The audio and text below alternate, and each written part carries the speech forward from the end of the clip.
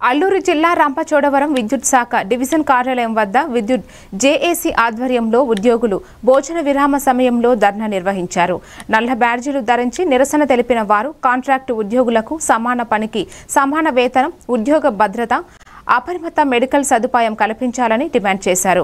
Grade 2 ఉద్యోగులను junior లైన్మెన్లుగా గుర్తించాలని కోరారు.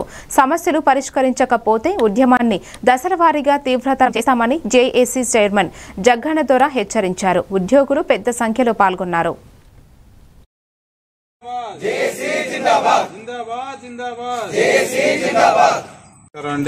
నా పేరు B Jagannadora, JAC chairman Rampachodavaram division.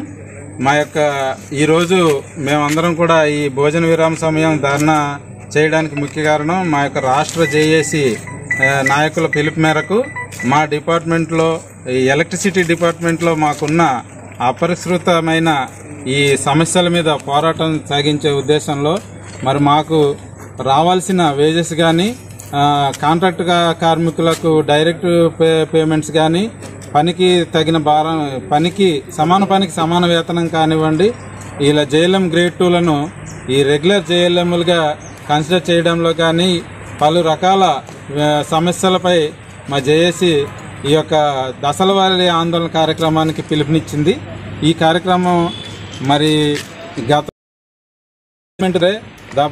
దశాబ్దాలు గడిచినా సరే ఈ యొక్క సమస్యలు ఇంకా మాకు కొలిక్కి రాకపోవడంతో మా యొక్క జేఏసీగా ఫామ్ అయ్యి దాదాపు 23 సంఘాలు జేఏసీగా ఫామ్ అయ్యి ఈ యొక్క మేము ఈ దశల వారీ ఆందోళన కార్యక్రమం చేపట్టడం జరిగింది.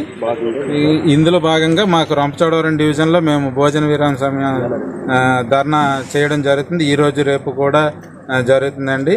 అలాగే 19, 20వ తారీఖున మేము రిలే నిరాహార దీక్షలు, తర్వాత 22వ తారీఖున